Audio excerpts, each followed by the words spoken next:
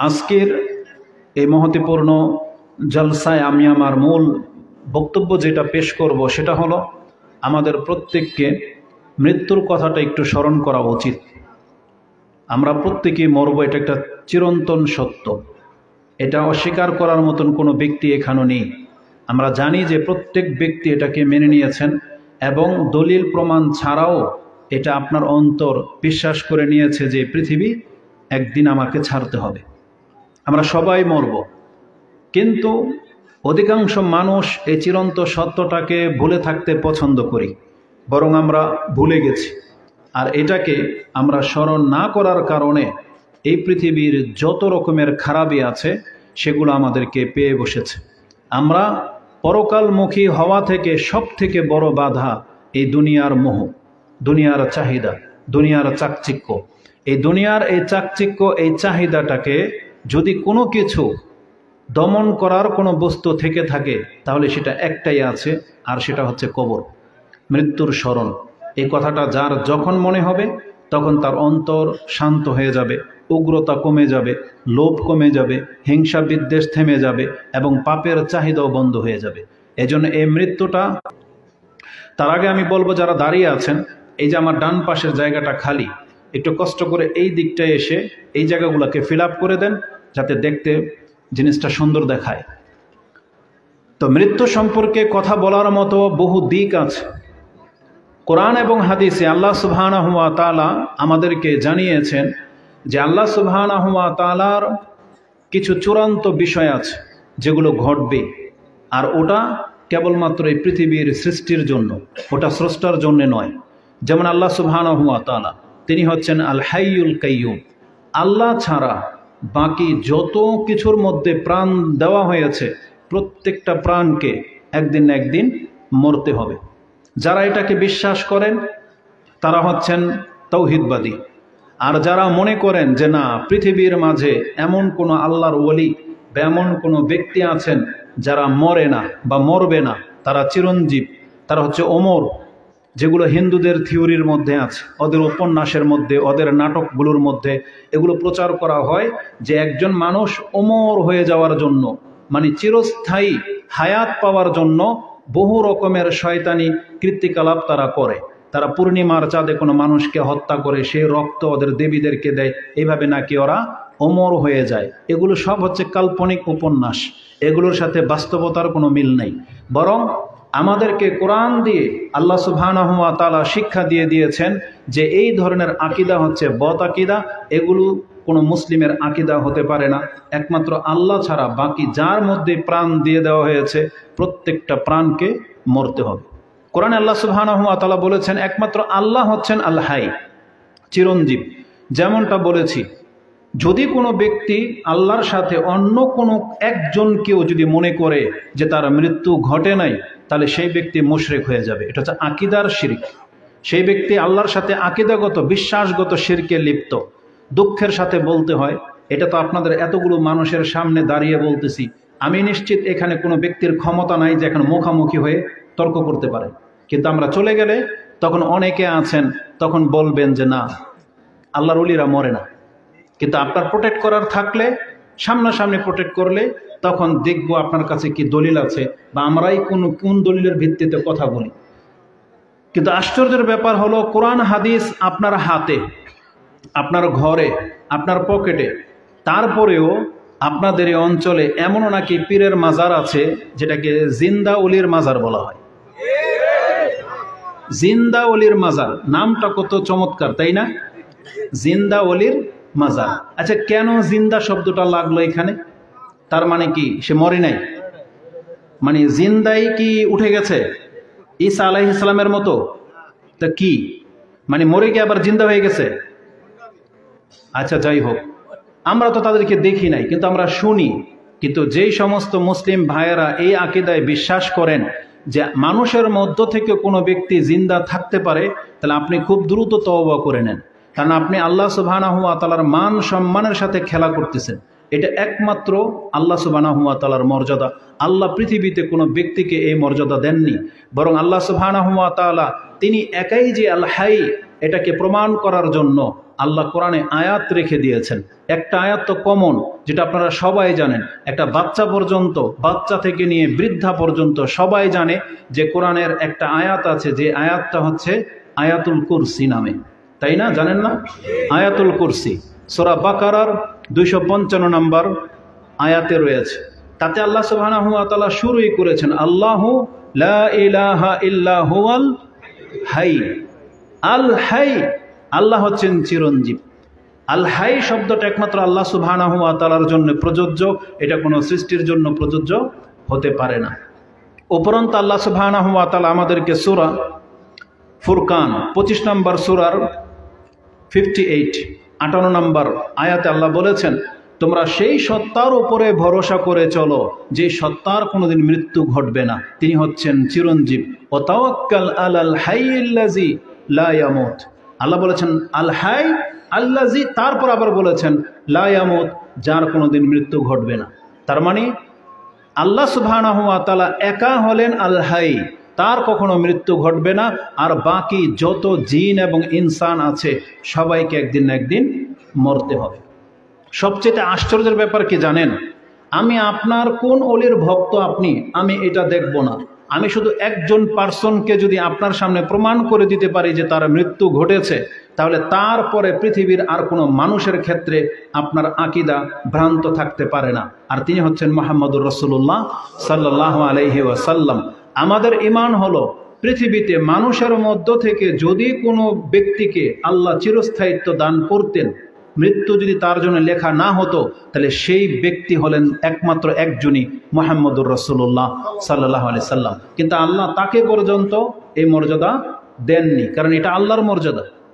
আল্লাহ সুবহানাহু ওয়া তাআলার সাথে সৃষ্টির কিছু পার্থক্য আছে, যেমন রাজ্জাক, আল্লাহ একাই হচ্ছে রাজ্জাক, পৃথিবীর কেউ রিজিকের মালিক হইতে পারে না।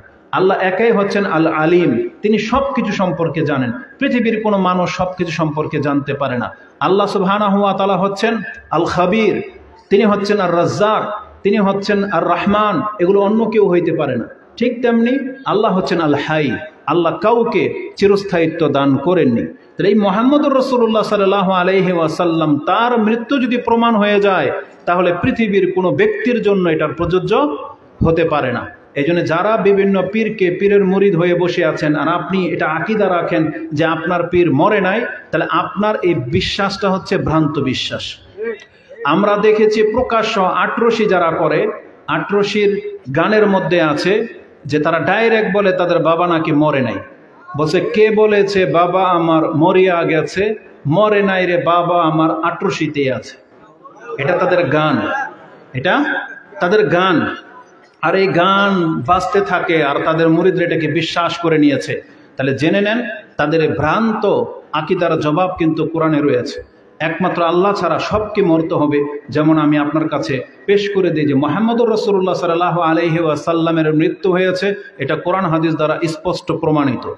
এরপরে কোনো ব্যক্তির আকীদার বোধ থাকার কথা নয়, বরং আল্লাহ সুবহানাহু ওয়া তাআলা মুহাম্মদুর রাসূলুল্লাহ সাল্লাল্লাহু আলাইহি ওয়াসাল্লামকে উদ্দেশ্য করে বলেন, যে আয়াতটি আপনি সূরা আম্বিয়া 21 নম্বর সূরার 34 এবং 35 নম্বরে পেয়ে যাবেন। তাতে আল্লাহ বলেছেন, ওমা জাআলনা লিবাশারিম মিন ক্বাবলিকাল খুলদ আফা ইম মিত্তা ফাহুমুল খালিদুন কুল্লু নাফসিন যায়িকাতুল মাউত। আল্লাহ সুবহানাহু ওয়া তাআলা রাসূলুল্লাহ সাল্লাল্লাহু আলাইহি ওয়াসাল্লামকে উদ্দেশ্য করে বলেন, হে নবী, আপনি একটা কথা শুনে রাখেন, আপনার পূর্বে আমি কোনো ব্যক্তিকে এই মর্যাদা দেইনি মিন ক্বাবলিকাল খুলদা, যে সে চিরস্থায়িত্ব পেয়ে যাবে। কেন দেইনি? কারণ এটা আপনাকেও দেওয়া হবে না। আর যেই জিনিস আমি আপনাকে দেব না, আপনার পূর্বের কোনো নবীকে সেটা দেব, এটা হইতে পারে না। আল্লাহ কথাটাকে এই ভঙ্গিমায় বলেছেন, আফা ইম্মিত্তা, যদি আপনি মরে যান, তাহলে ফাহুমুল খালিদুন, পৃথিবীর কোনো ব্যক্তিকে আর চিরস্থায়ী থাকতে পারে? তাহলে এটাই আমি বলেছি, যদি আমাদের নবী মরে গিয়েছেন এটা যদি প্রমাণ হয়ে যায়, পৃথিবীর কোনো অলির জন্য এটার সাব্যস্ত হইতে পারে না। কারণ আল্লাহ বলেছেন আফা ইম্মিত্তা ফাহুমুল খালিদুন, আপনি মরে গেলে তারা কি চিরস্থায়িত্ব থাকবে? তারপর আল্লাহ সুবহানাহু ওয়া তাআলা ঢালাও ভাবে বলে দিয়েছেন, কুল্লু নাফসিন যায়িকাতুল মাউত, না কেউ বাকি থাকবে না, সবাইকেই মরতে হবে। এই জন্য এটা আমাদের আকীদা হলো রাসূলুল্লাহ সাল্লাল্লাহু আলাইহি ওয়াসাল্লামের ইন্তেকাল হয়েছে এবং এরপরে আর কোনো ব্যক্তি এই চিরস্থায়িত্ব দাবি করার ক্ষমতা রাখে না। একমাত্র আল্লাহ হচ্ছেন চিরস্থায়ী, আল হাইয়ুল কাইয়ুম। রাসূলুল্লাহ সাল্লাল্লাহু আলাইহি ওয়াসাল্লামের যে ইন্তেকাল হয়েছেন, কতগুলো হাদিস লাগবে আপনার? আরে আপনি তো ওই যে ইমাম তিরমিজির শামাইল ও তিরমিজি পড়লেই তো পেয়ে যান। 393 তাতে আয়েশা রাদিয়াল্লাহু তাআলা তিনি বলতেছেন, তুওফিয়া রাসূলুল্লাহ সাল্লাল্লাহু আলাইহি ওয়াসাল্লাম ইয়াউমাল ইসনাইন, রাসূল সাল্লাল্লাহু আলাইহি ওয়াসাল্লামের ইন্তেকাল হয়েছে সোমবার দিন। তাহলে আয়েশা রাদিয়াল্লাহু তাআলা তিনি বলতেছেন রাসূলের ইন্তেকাল হয়েছে কি বারে? সোমবারে। যদি যেই ব্যক্তি মরেই নাই তাহলে আবার সোমবার দিন কেন আসবে? এটা আপনি 393-তে পেয়ে যাবেন। আয়েশা রাদিয়াল্লাহু তাআলা তিনি বলতেছেন যে কাব্বালা আবু বকর সিদ্দিক রাসূলুল্লাহ সাল্লাল্লাহু আলাইহি ওয়াসাল্লাম হুয়া ফিল মাউত, রাসূল সাল্লাম মৃত আর তাকে এসে চুমু খেলেন আবু বকর সিদ্দিক, মৃতদেহকে। তাহলে এখানে মাউত শব্দটা আসছে যে রাসূল মৃত আর আবু বকর এসে তাকে চুমু খেলেন। আয়েশা রাদিয়াল্লাহু তাআলা আনহা তিনি বলতেছেন যে রাসূলুল্লাহ সাল্লাল্লাহু আলাইহি ওয়াসাল্লাম শুধু মরেননি, বরং মৃত্যুর সময় তিনি আমার থুতনি এবং আমার বুকের মাঝখানে ছিলেন, এবং ওই মুহূর্তে রাসূলের মৃত্যুর একটা যন্ত্রণা আমি অনুভব করেছি। তার এই মৃত্যুর যন্ত্রণা দেখে আমার ইয়াকিন হয়ে গেছে যে পৃথিবীর কোনো ব্যক্তির মৃত্যুর যন্ত্রণা হলে এটা তার পাপের কারণে হয় না। আমি তার সম্পর্কে আর কোনো বিরূপ ধারণা করি না। আজকে আমাদের সমাজে দেখা যায় যে কিছু মানুষের যদি যন্ত্রণাদায়ক মৃত্যু হতে দেখা হয়, তখন তার সম্পর্কে বাজে মন্তব্য করা হয় যে লোকটা মনে চরম পাপী ছিল, এই জন্য মনে এত কষ্ট হচ্ছে। বরং আয়েশা রাদিয়াল্লাহু তাআলা আনহা তিনি বলেন, বরং রাসূলুল্লাহ সাল্লাল্লাহু আলাইহি ওয়াসাল্লামের মৃত্যুর সময় তিনি যে যন্ত্রণার কথা উল্লেখ করেছিলেন, কারণ রাসূল বারবার এই কথা বলেছিলেন, লা ইলাহা ইল্লাল্লাহ ইন্না লিল মাউতি সাকারাত, নিশ্চয়ই মৃত্যুর একটা যন্ত্রণা রয়েছে। তার মানে এটা সবারই হবে। এজন্য কোনো ব্যক্তি যদি কষ্ট পেয়ে মৃত্যু বরণ করতে দেখেন, এর মানে এই না যে সে পাপী, বরং আল্লাহ সুবহানাহু ওয়া তাআলা হতে পারে তার যদি কোনো ভুল ত্রুটি থেকে থাকে, এই মৃত্যুর যন্ত্রণার মাধ্যমে আল্লাহ তাকে দুনিয়া থেকে পাপ মুক্ত করে তার কাছে ডেকে নেবেন, এটা হইতে পারে। এজন্য সবসময় নেগেটিভ চিন্তা করবেন না। একটা সৎ লোকেরও মৃত্যুর সময় কষ্ট হতে পারে, কিন্তু এই কষ্টটা কেন আল্লাহ তাকে দিয়েছেন? কারণ আল্লাহ সুবহানাহু ওয়া তাআলার দয়া এমন, যেখানে একটা কাঁটা ঢুকলে আল্লাহ বলেছেন এর মাধ্যমে মুসলিমদের গুনাহ খাতা মাফ হয়ে যায়। আর সেই সময় মৃত্যুর সময় যদি আপনাকে আল্লাহ কষ্ট দিয়ে মেরে দেয়, যদি আপনার পাপ নাই, তাহলে জেনে নেন এটা করা হয়েছে আপনার মর্যাদাকে বৃদ্ধি করার জন্য, কারণ যেমনটা রাসূলুল্লাহ সাল্লাল্লাহু আলাইহি সাল্লামকে করা হয়েছে। আয়েশা রাদিয়াল্লাহু তাআলা তিনি বলেন, তার কাছ থেকে আপনি হাদিসটা তিরমিজিতে নিয়ে নেন, তিনি 997 নম্বরে উল্লেখ করেছেন, মা আগবিতু আহাদান বিহাউনি মাউতিন বাদা আল্লাজি রাআইতু মিন রাসূলিল্লাহি সাল্লাল্লাহু আলাইহি ওয়াসাল্লাম। তিনি বলেছেন, আমি রাসূলুল্লাহ সাল্লাল্লাহু আলাইহি ওয়াসাল্লামের মৃত্যুর যন্ত্রণা দেখার পরে আর কারো মৃত্যুর ব্যাপারে আমার আর কোনো কৌতূহল থাকে না যে সেই ব্যক্তি কষ্ট করে মরলো না কিভাবে মরলো। যেভাবে মরুক, এটা আল্লাহ সুবহানাহু ওয়া তাআলা তার জন্য হয়তো ফয়সালা করে রেখেছেন, এই জন্য তার কষ্ট হচ্ছে। তো এই হাদিসের মধ্যে রাসূল ইসলামের মৃত্যুর কথা স্পষ্টভাবে বর্ণিত হয়েছে, এবং আমরা সবাই জানি রাসূল ইসলামের ইন্তেকাল হয়েছেন সোমবার দিন, তাকে দাফন করা হয়েছে বুধবার দিন রাতে। মানে সারাদিন গেল সোমবার, মঙ্গলবার দিনও সারাদিন গেল, কার্যক্রম শেষ হতে বুধবার চলে আসছিল, বুধবার দিন রাতে রাসূলুল্লাহ সাল্লাল্লাহু আলাইহি সাল্লামকে দাফন করা হয়েছে। আয়েশা রাদিয়াল্লাহু তাআলা আনহা তো এটা আকীদা। ফাতেমা রাদিয়াল্লাহু তাআলা আনহা কি বলতেন?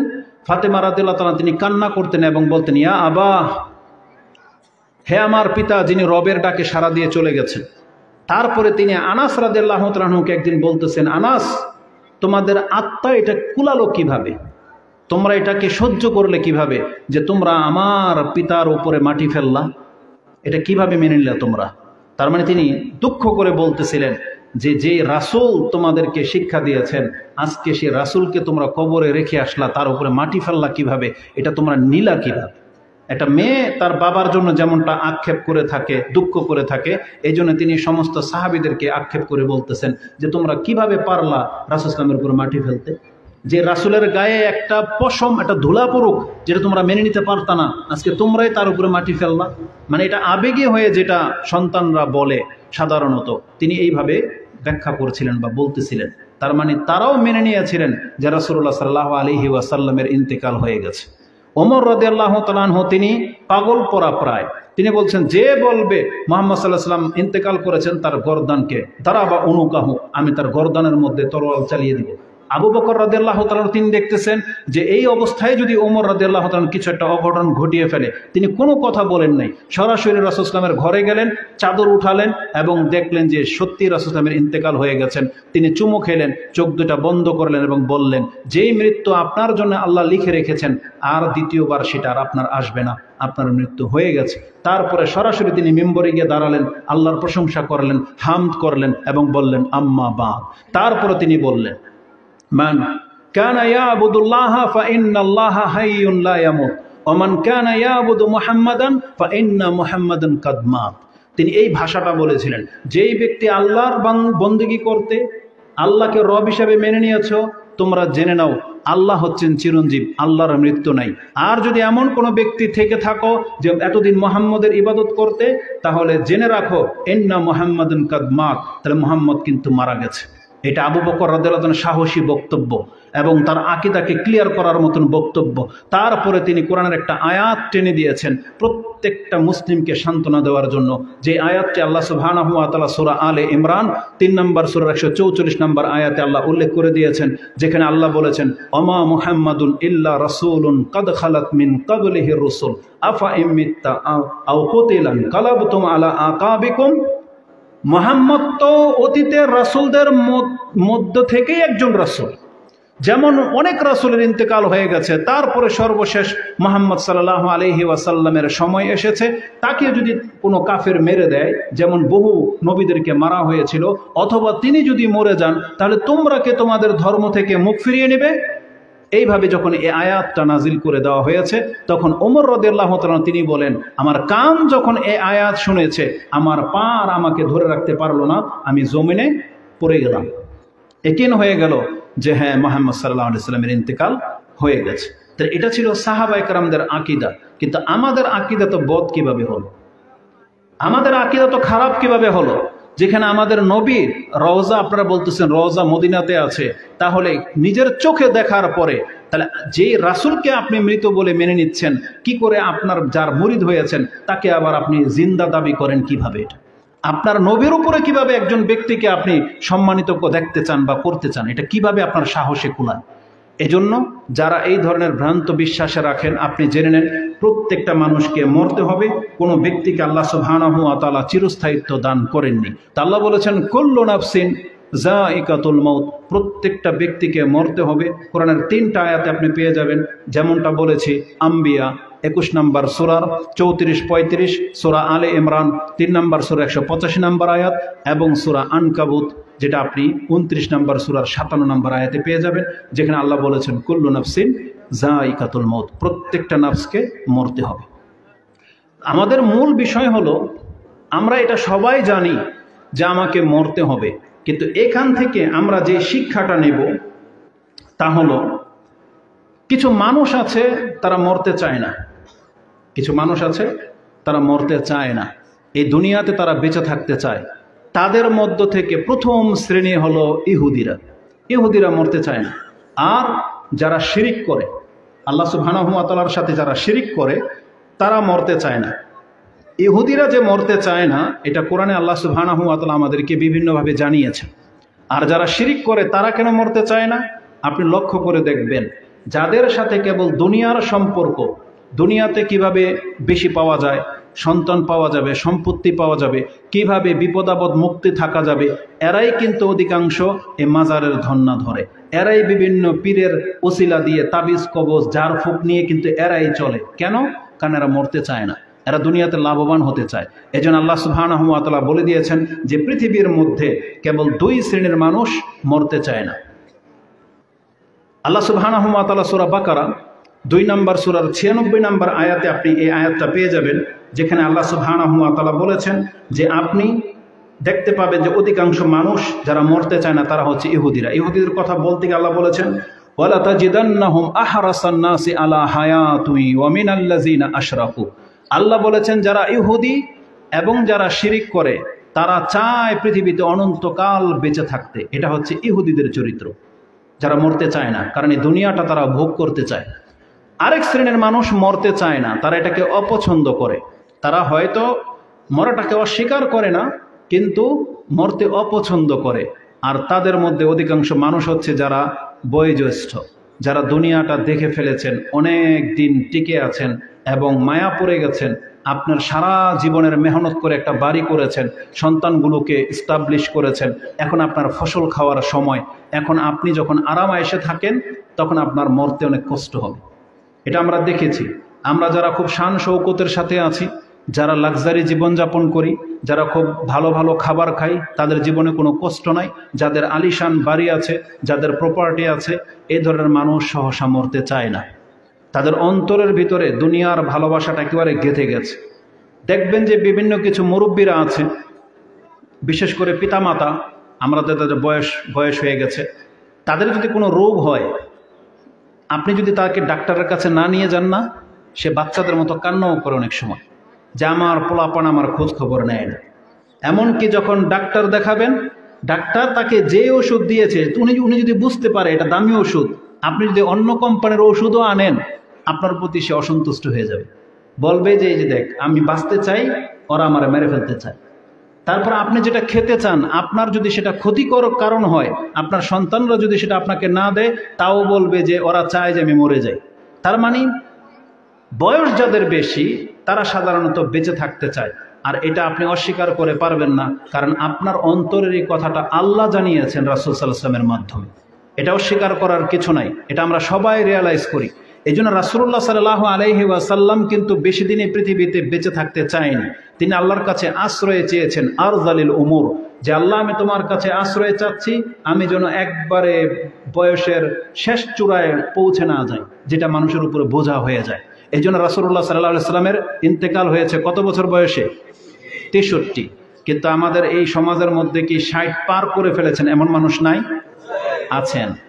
কিন্তু আপনি আরো বয়স বেশি পেয়ে যাচ্ছেন। আপনি দেখেন তো, একটা সময় আল্লাহ না করুক আপনাকে আপনার সন্তানরা যদি বোঝা মনে করে, তখন আপনার খুব কষ্ট হবে। তো রাসূলুল্লাহ সাল্লাল্লাহু আলাইহি সাল্লাম এই বয়স চাননি, পছন্দ করেননি। তিনি একটা কল্যাণকর বয়স আল্লাহর কাছে চেয়েছিলেন। এই জন্য আমরা যখন একে অপরের কাছে দোয়া করি, তখন বলবেন না আল্লাহ আপনার বয়স বাড়িয়ে দিক, বরং আপনি দোয়া করবেন আল্লাহ আপনাকে কল্যাণকর বয়স দান করুক, আপনার বয়স আল্লাহ বরকত দিক, এইভাবে দোয়া করবেন। বেশি বয়স চাওয়া এবং বেশি বয়সের দোয়া করা এটা সুন্নাহ সম্মত নয়, বরং মানুষকে যদি আল্লাহ বেশি বয়স দিয়ে দেন, তাহলে এটা কিন্তু তার উপর এটা আযাবও বটে। তবে সবার জন্য নয়। যেই ব্যক্তি হকের উপরে আছেন, যেই ব্যক্তির আমল বেশি, ভালো কাজ বেশি, এই পৃথিবীতে সে যতদিন বেঁচে থাকবে ততই কল্যাণকর, ততই কল্যাণকর। কারণ এই মর্মে একটা হাদিস আবু দাউদ এবং ইবনে মাজাতে পেয়ে যাবেন। একজন সাহাবী বলতেছেন যে আমি স্বপ্নে দেখলাম যে আমি দুইজন ব্যক্তির সাথে জান্নাতের দরজায় দাঁড়ানো, আমাকে ডাকা হলো না। এক ব্যক্তি যিনি শহীদ হয়েছেন তাকে পরে ডাকা হলো, আরেক ব্যক্তি যিনি শহীদ হয়নি কিন্তু যুদ্ধে অংশ নিয়েছিলেন তাকে আগে ডাকা হলো।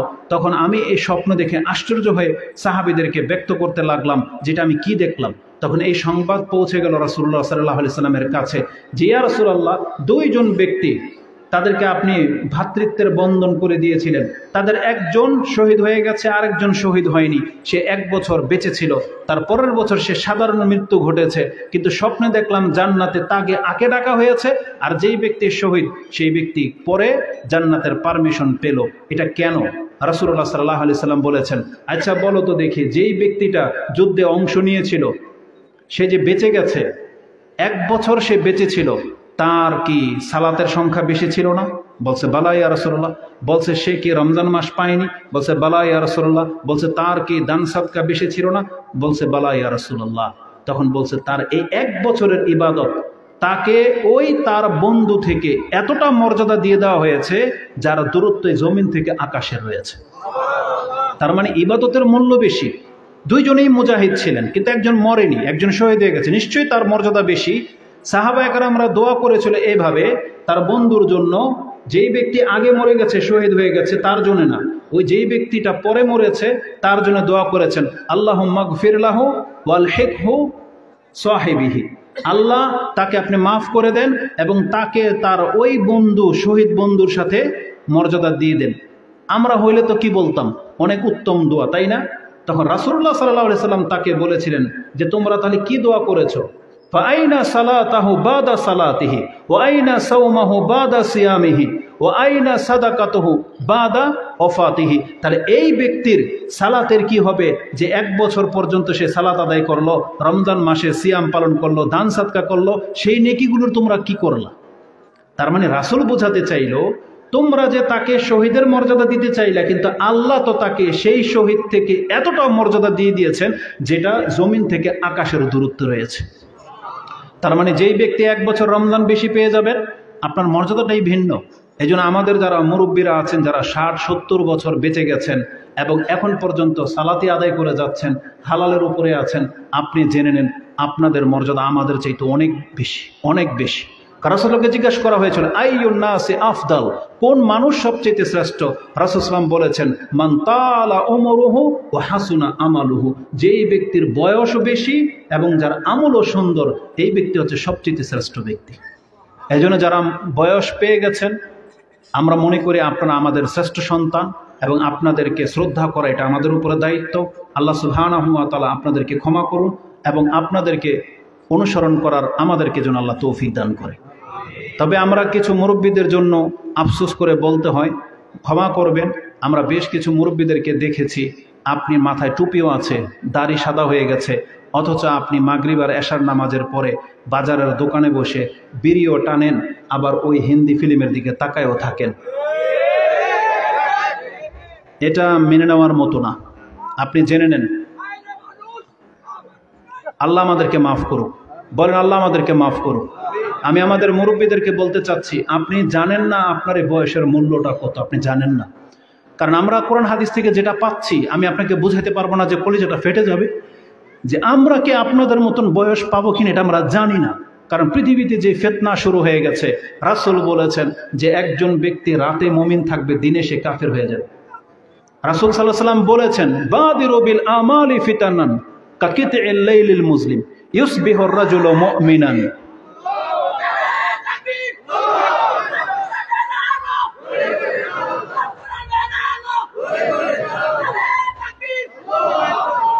আমি আমাদের শ্রদ্ধেয় পিতা সমতুল্য বা আমার দাদার বয়সে তার রেসপেক্ট করি। তাকবীরটা আমি আপনাদেরকে বলবো, তাকবীর, তাকবীর। আল্লাহ সুবহানাহু ওয়া তাআলা আমাদের মুরব্বীদেরকে ক্ষমা করুন, বলেন আমিন। কারণ আল্লাহ সুবহানাহু ওয়া তাআলা তাদেরকে এতটা সম্মান দিয়েছেন, আমাদেরকে বলা হয়েছে আমরা যেন মুরব্বীদেরকে শ্রদ্ধা করি। কিন্তু এই দৃশ্যগুলো যখন আমরা দেখি যে তারা এই বয়সে মরে যাবে, আমি দেখেছি মাহফিল থেকে যাচ্ছে, সে দাঁড়াতে পারছে না, কিন্তু সুবহানাল্লাহ গাড়ি থেকে তাকাই দেখি তার হাত এইভাবে উঠতেছে না, তারপরও সে মুখে বিড়ি তুলতেছে। এটা মেনে নেওয়ার মতো না। আমি আপনাকে একটা থিঙ্কিং বলে দিই। আপনি কি জানেন যে মৃত্যুর কথাটা কেন আমাদেরকে স্মরণ করতে হবে? কারণ রাসূলুল্লাহ সাল্লাল্লাহু আলাইহি সাল্লাম বলেছেন মৃত্যুর দিনটা হলো ফলাফলের চূড়ান্ত দিন।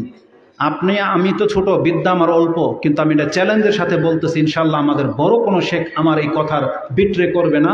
আমি আপনার কাছে কোরআন হাদিসের দাবির ভিত্তিতে বলতেছি, একজন মানুষ যদি 60 বছর পাপী থাকে, কিন্তু মৃত্যু যেদিন তার হয়েছে সেই দিন যদি সে মুসলিম থেকে থাকে, সেই দিন যদি তার কোনো পাপ না থেকে থাকে, তাহলে তার এই একদিনের আমল তার 60 বছরের পাপকে মাটি করে দিবে। এটা হচ্ছে ইসলাম, এটা হচ্ছে আল্লাহ সুবহানাহু ওয়া তাআলা। আল্লাহ বলেছেন আমি তোমাকে যেই দিন মৃত্যু ঘটাবো বান্দা, আমি দেখবো সেই দিন তোমার ঈমান ঠিক আছে কিনা, সেই দিন তোমার আমল ঠিক আছে কিনা। কারণ আল্লাহ যদি এই ফয়সালা না করতেন, তাহলে আমরা সবাই আমাদের পাপের জন্য খুব কঠিনভাবে ধরা খেয়ে যেতাম। কিন্তু আল্লাহ আমাদের সাথে একটা ওয়াদা করেছে, বান্দা যেই দিন তুমি আমার সাথে তওবা করে ফিরে আসবা, আমি যদি দেখি তুমি তওবা করেছো, তোমার 60 বছরের পাপ তোমার কোনো ক্ষতি করতে পারবে না। ওই একদিনের আমল আপনার 60 বছরের পাপকে মিটিয়ে দেবে। কারণ আল্লাহ সুবহানাহু ওয়া তাআলা কোরআনে স্পষ্ট ভাষায় বলেছেন, যেটা আপনি সূরা হুদ 11 নম্বর সূরার 114 নম্বর আয়াতে পাবেন। আল্লাহ বলেছেন ইন্নাল হাসানাতি ইউযহিবুনাস সাইয়্যাত যালিকা যিকরা লিযাকিরিন। নিশ্চয়ই মানুষের ভালো কাজ তার পাপটাকে মিটিয়ে দেয়।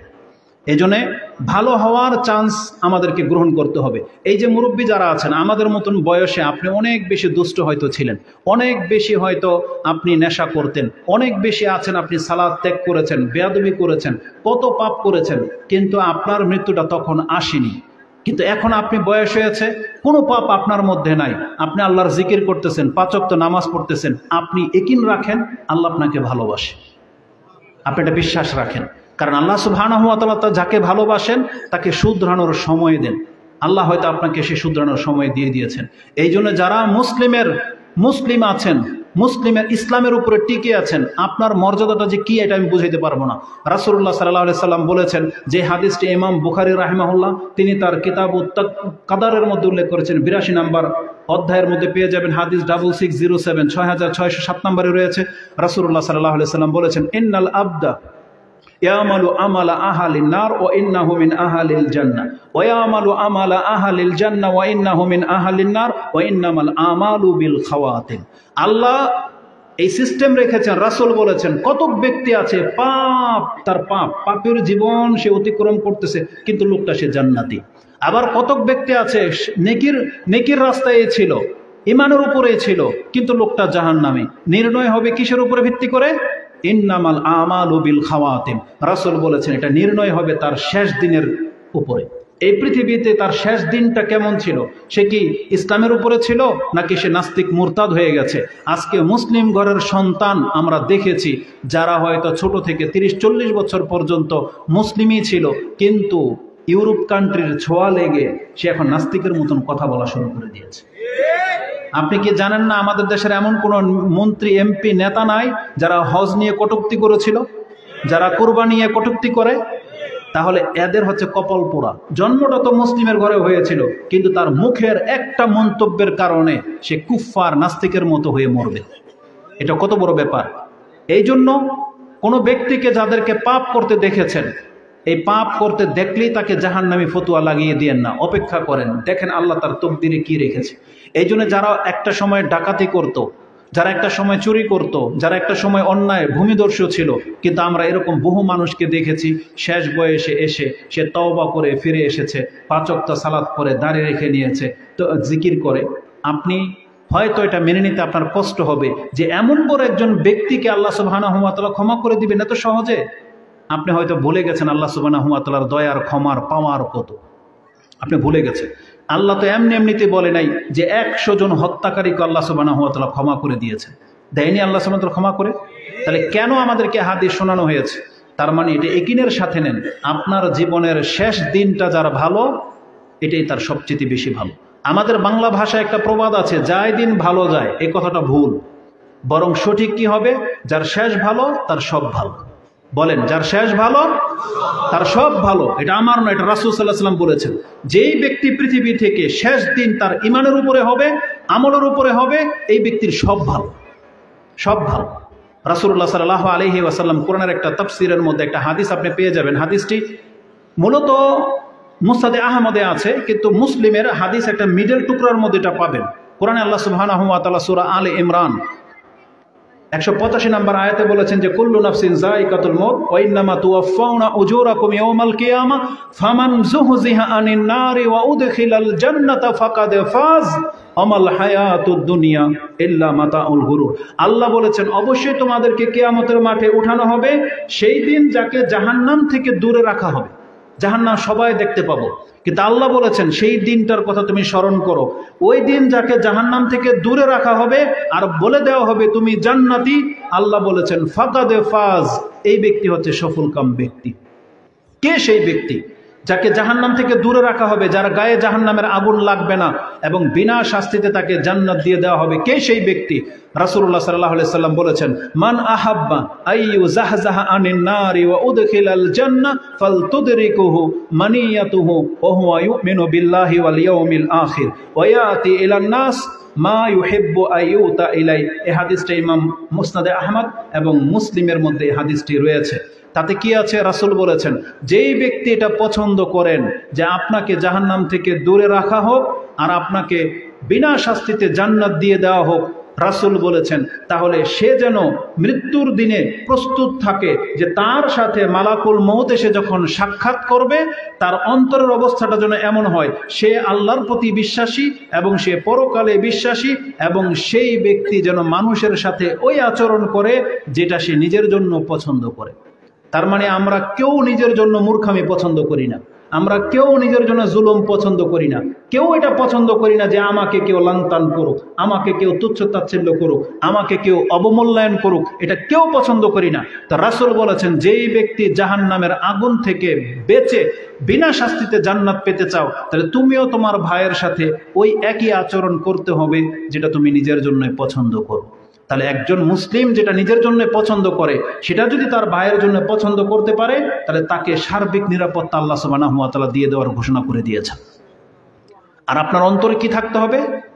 মানে আপনি আল্লাহর প্রতি বিশ্বাসী এবং পরকালে বিশ্বাসী। এই অংশটা আমরা এতদিন ভাবতাম এটা হালকা কিছু, যে আল্লাহর প্রতি বিশ্বাসী তো আমরা সবাই, পরকালের প্রতি তো বিশ্বাসী আমরা সবাই, এটা এমন কি বড় ব্যাপার? আপনি জেনে রাখেন, পৃথিবীর অবস্থা সেই দিকে যাচ্ছে, এখন মানুষের ঈমান ধরে রাখাটা হচ্ছে টাফ। আজকে আমাদের সন্তানদেরকে আমরা দেখতে পাচ্ছি, তারা ইউরোপের ছোঁয়া লেগে তারা ওয়েস্টার্ন হতে হতে এমন পর্যায়ে চলে গেছে যে তারা ভুলে গেছে যে তাদের একজন রব আছে, তারা ভুলে গেছে যে আমাদের ধর্ম ইসলাম, তারা ভুলে গেছে যে আমাদের নবী মুহাম্মদুর রাসূলুল্লাহ সাল্লাল্লাহু আলাইহি ওয়াসাল্লাম। তারা যেভাবে ফ্রিডম লাইফকে বেছে নিয়েছে, এইভাবে কোনোদিন নাজাত পাওয়া যাবে না। আপনি জেনে নেন, এটা হচ্ছে ইহুদি নাসারাদের কালচার। এটা কোনোদিন ইসলামিক থিওরি হতে পারে না যে আপনি আপনার জবানকে হারাম থেকে বাঁচাবেন না, আপনার সম্পর্ক অবৈধ যত রিলেশন আছে সব কিছুর সাথে আপনি কোনো তাওয়াক্কুল করবেন না। রাস্তাঘাটে আপনি এমনভাবে চলেন যেমন আপনার উপরে কোনো ব্যক্তি কর্তৃত্ব দেখাইতে পারে না, এইভাবে চললে নাজাত পাবেন না আপনি। এটা মুসলিম সোসাইটির মানুষের কাজ না। আমরা রাস্তায় চলতে গেলে যে আচরণটা আপনারা করেন মানুষের সাথে, এটা আমরা দেখতে পাই। যারা বিশেষ করে আপনি ছোট কাজ করেন বিদায় সেটা আমি তুচ্ছ করতেছি না, যতগুলো অটো ড্রাইভার আছেন, যতগুলো সিএনজি চালক আছেন, আমরা দেখেছি আপনারা মানুষের সাথে খুব খারাপ আচরণ করে থাকেন। এটা মোটেও কাম্য নয়। অথচ এদের মধ্যে অধিকাংশ মুসলিম, অথচ আপনি মুসলিম, আপনার এই ছোট কাজ এটা আপনার হীনতা না, বরং এটা হচ্ছে আপনার হালাল কাজ। যেই ব্যক্তি হাতের কামাই করে খায়, রাসূল বলেছেন এর চাইতে উত্তম রিজিক আর হতে পারে না যেই ব্যক্তি নিজে মেহনত করে খায়। তার মানে আপনি উত্তম হালালের রিজিকের কাজে লিপ্ত, কিন্তু আপনার চরিত্রটা এমন কেন? আপনি নেশা করেন, আপনি সালাত ছেড়ে দেন, আপনি রাস্তাঘাটে ঘাড়তারামি করেন, এমন কেন? আপনি কি রাসূলুল্লাহ সাল্লাল্লাহু আলাইহি ওয়াসাল্লামের এই ছোট্ট একটা শিক্ষা নেবেন না? রাসূল বলেছেন কোনো ব্যক্তি যদি রাস্তায় বসতে হয় তাহলে রাস্তার হক তাকে আদায় করে চলতে হবে। সেটা কি? তাকে কিনারায় বসতে হবে, মাঝ পথে সে আপনি দাঁড়িয়ে থাকতে পারবেন না। আপনাকে কেউ সালাম দিলে সালামের উত্তর দিতে হবে এবং আপনি এদিক সেদিক তাকাবেন না, এটা রাস্তার হকের খেলাফ। আর আজকে আমাদের চরিত্র কি? আপনি একটা প্যাসেঞ্জারের জন্য বাসটাকে এইভাবে 4টা রাস্তাকে আপনি ব্লক করে দিয়ে দাঁড়িয়ে থাকবেন। অটো একটা প্যাসেঞ্জারের জন্য আপনার পেছনে লাইন ধরে আছে, আপনি সরবেন না। আপনি তো কার বিরুদ্ধাচারণ করতেছেন? আপনি স্বয়ং আপনার নবীর বিরুদ্ধাচারণ করতেছেন। কারণ রাসূলুল্লাহ সাল্লাল্লাহু আলাইহি ওয়াসাল্লাম বলেছে, রাস্তা বন্ধ করে দিয়ে দাঁড়িয়ে থাকা এটা কোনো মুসলিমের চরিত্র হতে পারে না। তাহলে আমরা যদি ইসলামের আদবগুলো গ্রহণ করি তাহলে আমাদের জীবন কিন্তু সুন্দর হবে। আজকে আমি আপনাকে একটা কথা বলে দিই, যারা অটো চালান, সিএনজি বা ওই সমস্ত ড্রাইভার যারা এই আচরণটা করেন, একদিন আপনারও সময় আসবে আপনি হয়তো অ্যাম্বুলেন্সে থাকবেন, আর রোগী হবে আপনার বাবা, রোগী হবে আপনার মা, রোগী হবে হয়তো আপনার সন্তান, রোগী হবে হয়তো আপনার স্ত্রী। সেই দিন আপনি বুঝবেন যে সামনের গাড়িটা যদি না সরে, এটার কষ্টটা, এটার যন্ত্রণাটা যে কত, আপনি সেদিন টের পাবেন। সেদিন আপনিও বলবেন যে হ্যাঁ, রাস্তাগুলো যদি ক্লিয়ার থাকতো, আপনিও বলবেন সেই দিন। এই জন্য সব ক্ষেত্রে গোড়ামি চলে না। তা আমাদের কথা হলো আমাদেরকে নমনীয় হইতে হবে। ইসলাম আমাদেরকে মৃত্যুর কথা স্মরণ করিয়ে দেয়। এই যে ইদানিং আমি মৃত্যুর বিষয়টাকে এমনিতেই বেছে নিয়েছি, এটা কোনো কারণ দেখে নয়, কিন্তু সুবহানাল্লাহ 1 সপ্তাহ ধরে স্টাডি করতেছি, তার মধ্যে কতগুলো ঘটনা ঘটে গেল। আজারবাইজানে বিমান ক্রাশ হয়েছে, ভাস্ট হয়ে কতগুলো মানুষ মারা গেল। আপনাদের এই যে মাদায়া, কুমিল্লা মাদায়া, পুরো একটা বাজারের মধ্যে আগুন লেগে পুরো ভস্ম হয়ে গেল। তারপরে রাস্তাঘাটে কত অ্যাক্সিডেন্ট হয়ে যায়, জায়গাতেই মানুষগুলো মরে যাচ্ছে। কিন্তু আমাদেরও মৃত্যু কিন্তু যখন তখন আসতে পারে। এই জন্য আমাদেরকে মৃত্যুর কথাটা স্মরণ করতে হবে। কেন আমরা মৃত্যুর কথাটা স্মরণ করব? কারণ এই যে একটু আগে যে হাদিসটা আমি আপনাকে বললাম, রাসূল বলেছেন যার জীবনের শেষটা হবে ভালো, এই ব্যক্তি হচ্ছে সৌভাগ্যবান। আমি এই কথাটা কিন্তু এমনিতে বলি নাই। আপনারা এতদিন পাপ করেছেন, সে পাপের দিকে আমি ফোকাস দেই নাই। কিন্তু আল্লাহ না করুক, যেই দিন আমি আর আপনি পাপী, ধরেন আজকে যারা নামাজ পড়েন নাই, আল্লাহ না করুক আপনার মৃত্যু আসে, নাইলে এই বেনামাজি অবস্থায় যদি আপনি মরে যান, আপনি তো তওবা করেন নাই, আপনি জানেন আপনার রেজাল্টটা কি হবে? এই জন্য প্রত্যেকটা বেনামাজি আপনি এখন তওবা করে নেন, এখন গিয়ে আপনি 5 ওয়াক্ত নামাজ কাজা করবেন এবং আজকের পর থেকে আপনি জীবন নামাজ ছাইরেন না। আপনি 60 বছর নামাজ পড়েন নাই, মৃত্যু আসেন, আপনি বেঁচে গেছেন, কিন্তু যেই দিন আপনার মৃত্যু চলে আসবে সেই দিন যদি আপনি বেনামাজি হন, আপনার 60 বছরের বেনামাজির হুকুম লেগে যাবে। কি মনে করেন? 60 বছরের বেনামাজের হুকুম লেগে যাবে। কিন্তু আপনি যেই দিন নামাজ পড়ে মরতে পারবেন, আল্লাহ আপনার 60 বছরের নামাজকে মাফ করে দিবেন। এটার গ্যারান্টি রয়েছে। মা বোনরা যারা পর্দা করে না, তারা যে অবস্থায় রাস্তাঘাটে চলাফেরা করে, এই অবস্থায় যদি মৃত্যু চলে আসে, তাহলে সে ইসলামের একটা ফরজ বিধানকে লঙ্ঘন করা ব্যক্তি হিসেবে তার মৃত্যুবরণ হবে। যারা দাড়ি রাখেন নাই, যাদের টাকনার নিচে প্যান্ট, যে কোনো সময় আপনার মৃত্যু চলে আসতে পারে, তাহলে আপনি একটা বড় পাপী হয়ে কিন্তু আল্লাহ সুবহানাহু ওয়া তাআলার সামনে উঠবেন। এই জন্য আপনাকে মৃত্যুর কথা স্মরণ করতে হবে, কারণ মৃত্যুটা কিন্তু আমাদেরকে রিং করে আসবে না, এটা যখন তখন আসবে, যখন তখন আসবে। এই জন্য আমাদেরকে বলা হয়েছে যে তোমরা প্রস্তুতি গ্রহণ করো। মৃত্যু কবে আসবে, মৃত্যু থেকে পলায়ন করলে কোনো কাজ হবে না, বরং মৃত্যুটার জন্য আমাদেরকে প্রস্তুত থাকতে বলা হয়েছে। আমাদেরকে জানিয়ে দেওয়া হয়েছে যে যেই অবস্থাতে তোমার মৃত্যু হবে, ইউবআসু কুল্লু আবদিন আলা মা মাতা আলাই।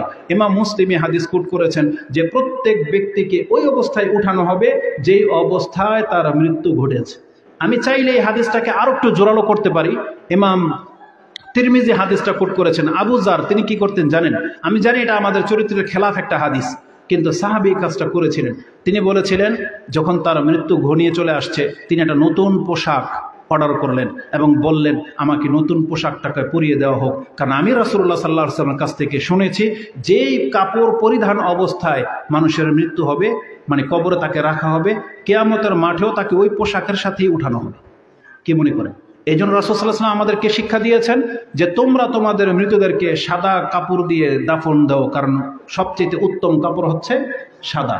এই জন্য কিন্তু আমরা সাদা কাফন দিয়ে দাফন দিয়ে থাকি, কারণ কিয়ামতের মাঠে আপনি সাদা পোশাক নিয়ে উঠবেন।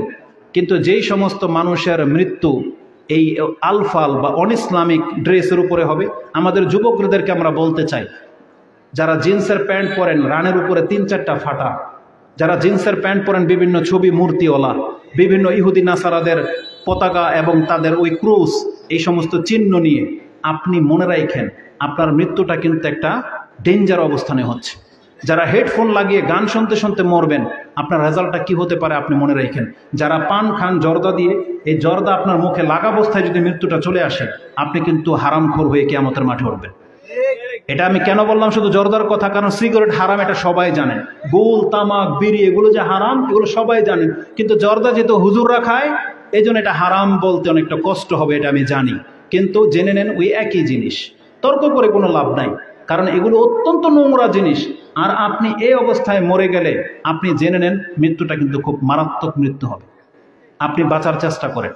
এই জন্য আমরা চাচ্ছি যে প্রকাশ্য পাপ কাজ থেকে আপনি বেঁচে থাকেন, পাপ কাজের সময় যেন আমাদের কারো মৃত্যু না আসে, আল্লাহর কাছে আমাদেরকে আশ্রয় চাইতে হবে। এই জন্য রাসূলুল্লাহ সাল্লাল্লাহু আলাইহি ওয়াসাল্লাম আবু যার রাদিয়াল্লাহু তাআলা আনহুকে বলেছেন, ইয়া আবু যার ইত্তাকিল্লাহা হাইসুমা কুনতা, তুমি যেখানেই থাকো না কেন আল্লাহকে ভয় করে চলবে। ওয়াতবি'is সাইয়্যাতাল হাসানাত তামহুহা, তোমার দ্বারা যখনই কোনো ভুল হয়ে যাবে চেষ্টা করবে সাথে সাথে ওই ভুল থেকে ফিরে আসতে, এবং ওই ভুলের পরে আবার একটা ভালো কাজ করার চেষ্টা করবে, তাহলে তামহুহা, তাহলে এই যে তোমার ভালো কাজটা করলে তোমার পাপটাকে এটা মিটিয়ে দিবে। ওয়াখালিকিন নাসা বিখুলুকিন হাসান, এবং তুমি মানুষের সাথে উত্তম আচরণে পেশ আসবে। কেন রাসূল সাল্লাল্লাহু আলাইহি ওয়াসাল্লাম এগুলো বলেছেন? কারণ মৃত্যু যখন তখন আসতে পারে। এই জন্য রাসূলুল্লাহ সাল্লাল্লাহু আলাইহি ওয়াসাল্লাম আমাদেরকে বলেছেন যখনই আমরা পাপ করি তখন মৃত্যুর কথাটা স্মরণ করতে হবে, আল্লাহ না করুক যে এই অবস্থায় যেন আমাদের কারো মৃত্যু চলে না আসে।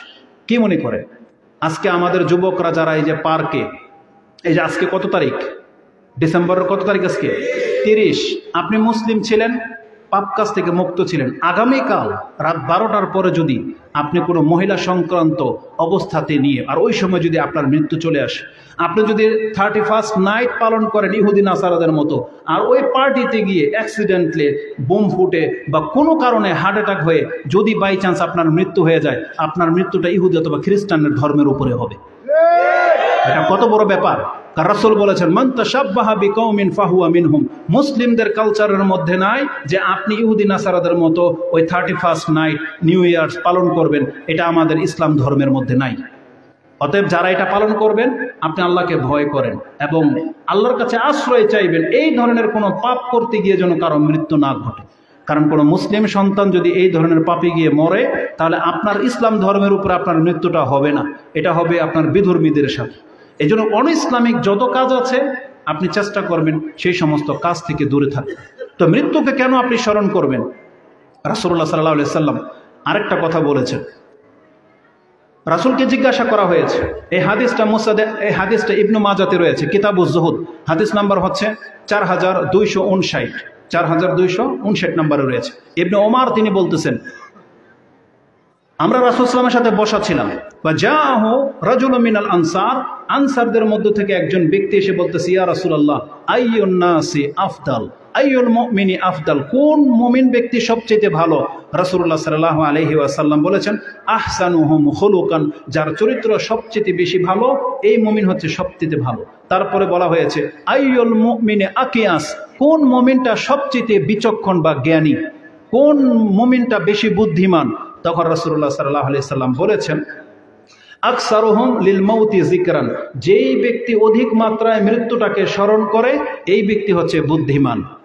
ওয়া আহসানুহুম লিমা বাদাহু ইস্তিদাদান, আর যেই ব্যক্তি মৃত্যুর পরে যে কি ঘটবে সেই জীবনের জন্য পাথেয় সঞ্চয় করে এই ব্যক্তি হচ্ছে বুদ্ধিমান। কারণ এই দুনিয়ার জন্য যারা করে তারা মূলত বুদ্ধিমান না। এই দুনিয়ার জন্য যা কিছু করতেছেন সব কিছু রেখে আমাদেরকে মরতে হবে। কয়জন ব্যক্তি আমরা আছি যে আমাদের পরকাল সুন্দর কিনা সেটা আমরা নিয়ে ভাবি। এই জন্য রাসূল বলেছেন, যেই ব্যক্তি পরকালের জীবন নিয়ে ভাবে, হোমুল আকিয়াস, এরাই হলো বুদ্ধিমান। এই জন্য আমাদেরকে পরকাল নিয়ে বেশি ভাবতে হবে, কারণ রাসূলুল্লাহ সাল্লাল্লাহু আলাইহি ওয়াসাল্লাম বলেছেন এই দুনিয়া তোমাকে ছাড়তে হবে। রাসূলুল্লাহ সাল্লাল্লাহু আলাইহি ওয়াসাল্লাম আমাদেরকে জানিয়েছেন কেন আপনি মৃত্যুর কথাটা স্মরণ করবেন। কারণ মানুষ কিন্তু আক্ষেপে হতাশা করে, হতাশাগ্রস্ত হয়, এবং তার চাহিদা যখন তুঙ্গে চলে যায়, ওই জিনিসগুলো যখন মানুষ না পায় তখনই কিন্তু সেই ব্যক্তি হতাশাগ্রস্ত হয়, আত্মহত্যা করে ফেলে, নিজের জীবনটাকে ধ্বংস করে দেয়। আপনার সমস্ত চাহিদাকে লাঘব করে দিতে পারে, থামিয়ে দিতে পারে একটা জিনিস, সেটা হচ্ছে মৃত্যুর চিন্তা। এই জন্য রাসূল সাল্লাল্লাহু আলাইহি ওয়াসাল্লাম বলেছেন, আকসিরু হাজিমিল লাজ্জাত, আকসিরু যিকর হাজিমিল লাজ্জাত ইয়ানি আল মাউত, তোমরা অধিক মাত্রায় মৃত্যুকে স্মরণ করো, এটা তোমার স্বাদকে মাটি করে দিবে, তোমার সমস্ত চাহিদাটাকে থামিয়ে দিবে তোমার মৃত্যু। এই জন্য মাঝে মাঝে কবরস্থানে যেতে হবে। এই হাদিসটা ছিল তিরমিজিতে এবং ইবনে মাজাতে, কিতাবুজ জুহুদের মধ্যে আপনি ইবনে মাজাতে পেয়ে যাবেন। ওই হাদিসটা ওই যে 4248 থেকে নিয়ে পড়েন পেয়ে যাবেন। আর মুসলিমে রয়েছে, রাসূল সাল্লাল্লাহু আলাইহি ওয়াসাল্লাম বলেছেন, জুরুল কুবুর ফাইন্নাহা তুযাক্কিরুকুমুল মাউতা, আরেকটা বর্ণনা আসছে তুযাক্কিরুকুমুল আখিরা, তোমরা মাঝে মাঝে কবর জিয়ারত করবে, কারণ কবর জিয়ারত করলে তোমাকে আল্লাহ পরকালের কথা স্মরণ করিয়ে দিবেন এবং তোমার মন নরম হবে। কোরআন হাদিসে আমাদেরকে উপদেশ দেওয়ার মতো বহু কথা আছে, কিন্তু আমরা উপদেশ নেই না। যেই জিনিস দেখলে অন্তর খারাপ হবে, যেই জিনিস দেখলে মনের চাহিদা বেড়ে যাবে, আমরা সেই পরিবেশকে ভালোবাসি। আজকে অধিকাংশ মানুষ আপনি বিনোদনের নামে ওই কক্সবাজার, বান্দরবন, অমুক তমুক, শিলিগুড়ি, কত জায়গায় আপনি ভিজিট করেন, কত হাজার টাকা খরচ করে আপনি যান সেগুলো দেখতে, আর আপনি যুক্তি দাঁড় করান যে আল্লাহ বলেছে কোরআনে যে তুমি আমরা সৃষ্টি দেখো। কোথায় আছে সেই আয়াত? আমার জানা নাই। কোথায় আল্লাহ বলেছেন যে তুমি আল্লাহর সুন্দর সুন্দর নিদর্শনগুলো দেখে বেড়াও? কোথায়? আল্লাহ যদি দেখতে বলে থাকেন, আল্লাহ বলেছেন সিরু ফিল আরদ, তোমরা দেখো সেই জাতিকে যারা অন্যায় করেছিল তাদেরকে আমি কিভাবে হালাক করে দিয়েছি, সেগুলো আল্লাহ দেখতে বলেছে। কিন্তু মানুষের চরিত্র এমন হয়ে গেছে যে লূত আলাইহিস সালামের কওমকে আল্লাহ আযাব দিয়ে ডেড সি মানে মৃত সাগরে রূপান্তরিত করে দিয়েছে। মানুষ এটা দেখে ভয় পাবে দূরের কথা, মানুষ সেখানে যায় সাঁতার কাটার জন্য। কি মনে করেন? মানুষের উদ্যত্ততা কত চরমে পৌঁছে গেছে যে আল্লাহর গজবের জায়গা যেখানে যাওয়াটাই নিষেধ একমাত্র ক্রন্দনরত অবস্থায় ছাড়া, আর সেখানে তারা ওই হানিমুনের মতন ওই পেন্টি পরে গিয়ে সেখানে সাঁতার কাটে। মানুষ এতটা নিচে নেমে গেছে। আপনি জেনে নেন, বিনোদন বলতে ইসলামে কিছু নাই।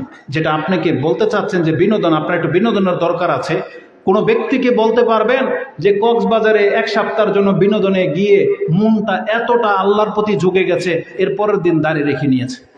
একটা যুবক প্রমাণ করেন তো, আছে? কে আছে যে আমার স্ত্রী এতদিন বোরিং ছিল, আমি কক্সবাজার বান্দরবন থেকে ঘুরে নিয়ে আসার পরে আল্লাহর নিদর্শন দেখে আল্লাহর প্রতি এত বেশি ঝুঁকে গেছে, এখন 5 ওয়াক্ত নামাজ পড়ে এবং পর্দা করে? আছে? বরং এর উল্টাটা আছে। এর উল্টা আছে যে যারা দাড়ি নিয়ে সেখানে যায়, ওইগুলো দেখার পরে তার আর দাড়ি রাখা পছন্দ হয় না। নিজের বোরকা পরা স্ত্রীকে এতদিন ঘরে ছিল, ভালোই ছিল, ওই কক্সবাজারের লাইফ দেখার পরে এখন আর তার বোরকার ফ্যাশনটাকে ভালো মনে হয় না। না, এটা বিনোদন না। এই বিনোদন আল্লাহ সুবহানাহু ওয়া তাআলা আমাদেরকে নিতে বলে নাই, বরং রাসূলুল্লাহ সাল্লাল্লাহু আলাইহি সাল্লাম বলেছেন, তোমরা যথাসম্ভব ঘরে অবস্থান করো, কথা কম বলো, চুপ করে থাকো এবং ঘরে থাকো এবং নিজের পাপের জন্য ক্রন্দন করো। এগুলো হচ্ছে নাজাতের সাবাব। একটাও বর্ণনা আপনি পাবেন না যে আপনার মনোরঞ্জনের জন্য আপনাকে সমুদ্র সৈকতে রাসূল ঘুরতে যেতে বলেছেন, একটাও আপনি দেখাইতে পারবেন না। কিন্তু কোথা থেকে আপনারা আকীদা গ্রহণ করেন, কোথা থেকে কি শিক্ষা গ্রহণ করেন আল্লাহই জানে। বরং আল্লাহ সুবহানাহু ওয়া তাআলা বলেছেন, তারা কি বিচরণ করে না, তারা কি দেখে না, নাকি তাদের চক্ষু অন্ধ হয়ে গেছে? কি দেখতে বলা হয়েছে? বরং আল্লাহ সুবহানাহু ওয়া তাআলা ওই যে বললাম পাপীদেরকে কিভাবে শাস্তি দিয়েছেন সেগুলো দেখতে বলা হয়েছে। আপনাকে বলা হয়নি যে আপনি সমুদ্রের কিনারায় যাবেন আর সূর্য ডোবা দেখবেন, আর সূর্য ডোবা দেখতে গিয়ে আপনি যা খুশি তা দেখে চলে আসবেন। এটার তো আল্লাহ সুবহানাহু ওয়া তাআলা বিনোদন বলেন। এভাবে আপনার অন্তর মরবে না, বরং আপনার অন্তর আরো দুনিয়ার প্রতি জেগে যাবে। আপনি যদি কি দেখতে চান যেটা আপনার অন্তরের জন্য ভালো, দুই একটা বলবো। একটা রাসূল বলেছেন তুমি কবরস্থানে যাও, তাই না? কবরস্থানে গেলে তোমার অন্তর নরম হবে। আর যাদের অন্তর বেশি শক্ত হয়ে গেছে, আপনি আজকে না হয় কালকে পারলে একটা হসপিটালের ইমার্জেন্সি গেট দিয়ে 1 ঘন্টা খালি হাঁটবেন। হসপিটালের ইমার্জেন্সি গেট দিয়ে আপনি 1 ঘন্টা শুধু হাঁটবেন, বাস আপনার বর্তমান অবস্থা আর ওখানে ঢোকার পরে আপনার ইমানের কি অবস্থা হয়, আপনার চোখ দিয়ে পানি ঝরবে, আল্লাহর প্রতি আপনার শুকরিয়া অন্তর থেকে জাগবে। কারণ আল্লাহ যতটা নেয়ামতের মাঝে আমাদেরকে বাঁচিয়ে রেখেছেন, আপনি ইমার্জেন্সি কক্ষ দিয়ে একটু হেঁটে দেখেন, কারো পা নাই, কারো হাত নাই, কারো চোখ বেরিয়ে গেছে, কাউকে রড ঢুকিয়ে দিয়ে টানা দিয়ে রাখা হয়েছে। ওই জীবনটা দেখার পর আপনার আর বেঁচে থাকার স্বাদ জাগবে না। আপনি তখন শুধু এতটাই চাইবেন যে আল্লাহ আমার জীবনে এমনটা না হোক, এটাই চাইবেন। এজন্য নিজের অহংকারকে কমান, নিজের চাহিদাটাকে কমান। রাসূলুল্লাহ সাল্লাল্লাহু আলাইহি ওয়াসাল্লাম বলেছেন, লা তানজুরু ইলা মান হুয়া ফাওকাকুম ওয়ালাকিন ইয়ানজুরু ইলা মান হুয়া আসফালা মিনকুম। খবরদার, তোমরা উপরের দিকে তাকাবে না, বরং তোমরা নিচের দিকে তাকাও, যে দেখো তোমার চাইতে নিচে কে আছে, তোমার চাইতে ঘাটতি কে আছে, তাহলে তুমি আল্লাহর শুকরিয়া আদায় করতে পারবে। কিন্তু আজকে আমরা অন্যের 5 তলা বিল্ডিং এর দিকে তাকাই, কত সুন্দর তার বাড়ি, টাইলস, উফ আল্লাহ যদি আমাকে একটা দিত। তাহলে এই ব্যক্তির অন্তর কোনোদিন আল্লাহর নেয়ামতে পরিপূর্ণ হবে না। বরং সেই ব্যক্তি যদি দেখতে পায় যে এমন ব্যক্তি যার মাথার উপরে ছাদ নাই, যার ঘরে খাদ্য নাই, তাহলে সেই ব্যক্তি আলহামদুলিল্লাহ বলবে যে না, আলহামদুলিল্লাহ আমি এর থেকে অনেক বেশি ভালো আছি। এই জন্য আমি আমাদের দৃষ্টিভঙ্গি থেকে কিছু কথা আপনাদের কাছে বলেছি। আল্লাহ আমাদেরকে বলেছেন যে তোমরা পরকালকে স্মরণ করো। এই দুনিয়া হচ্ছে তুচ্ছ জিনিস, এই দুনিয়াটা হচ্ছে তুচ্ছ জিনিস। অধিকাংশ মানুষ আজকে দুনিয়ার প্রতি এতটা বেশি ঝুঁকে গেছি, এটা মোটেও কাম্য নয়। আমাদেরকে পরকাল মুখী হতে হবে। আপনারা যারা এখানে আছেন, কথা কি বোঝেন? ভালো মৃত্যু চান এমন কে কে আছে? ভালো মৃত্যু চান? আচ্ছা নামান, আমি 5টা শুধু পয়েন্ট বলবো, দলিল থেকেই যাবে।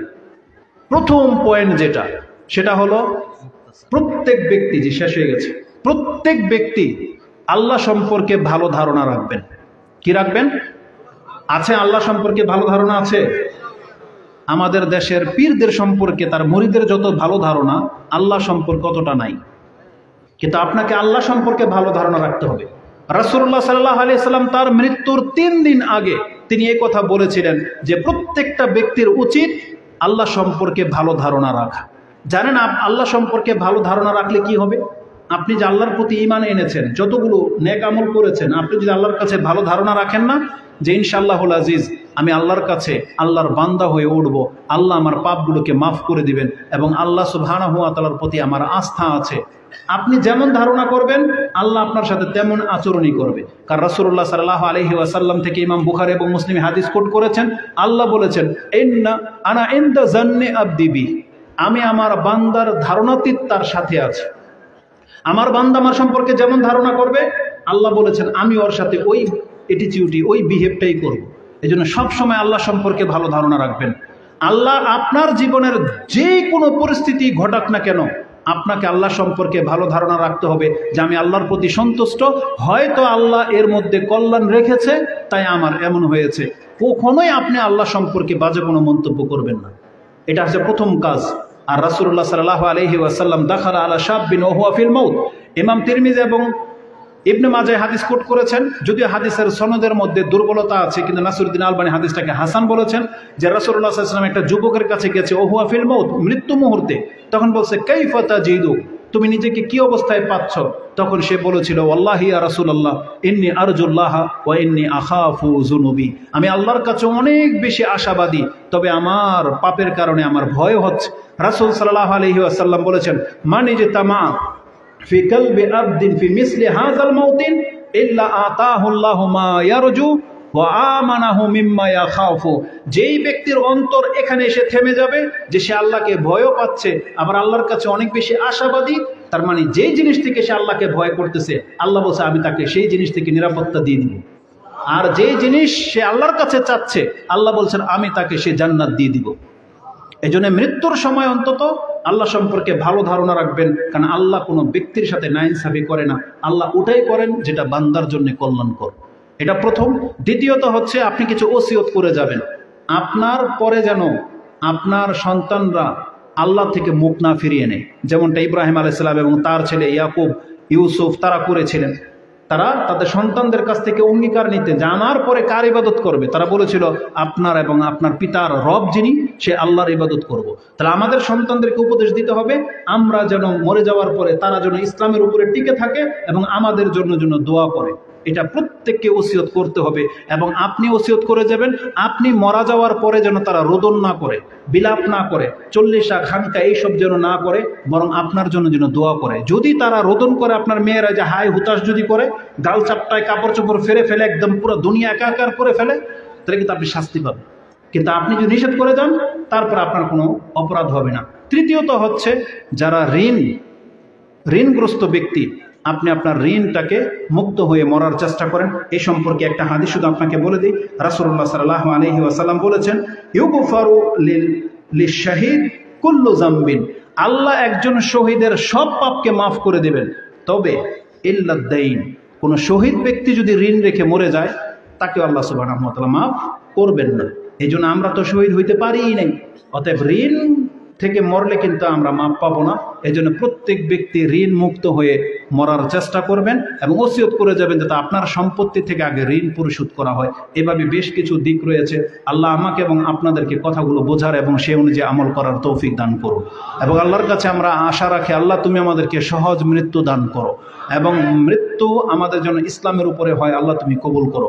আমিন ইয়া রাব্বাল আলামিন। সুবহানাকাল্লাহুম্মা রাব্বানা ওয়া বিহামদিকা আশহাদু আল্লা ইলাহা ইল্লা আনতা আস্তাগফিরুকা ওয়া আতুবু ইলাইক। আসসালামু আলাইকুম ওয়া রাহমাতুল্লাহি ওয়া বারাকাতুহু।